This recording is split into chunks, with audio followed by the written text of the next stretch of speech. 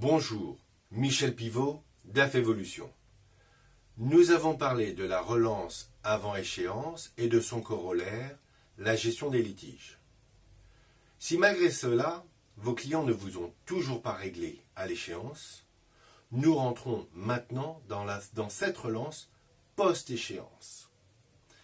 Elle doit être faite à un rythme très soutenu, puisque c'est ce qui va vous permettre d'encaisser plus rapidement. Il est donc essentiel d'avoir réfléchi en amont et d'avoir organisé en amont cette relance. Elle doit tenir compte de votre typologie de clientèle.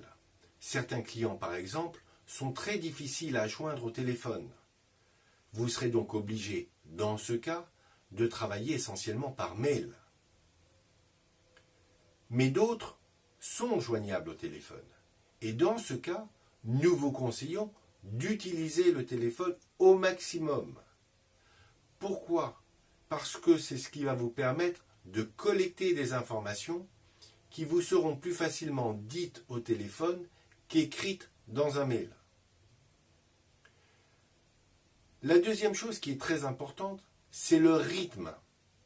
Il est essentiel que ce rythme soit soutenu, comme je l'ai déjà dit.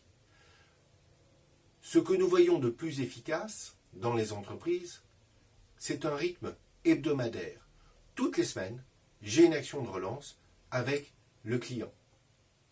Et je note dans un fichier tout ce qui a été dit, et notamment toutes les promesses qui ont été faites, ce qui me permet d'avoir un suivi efficace.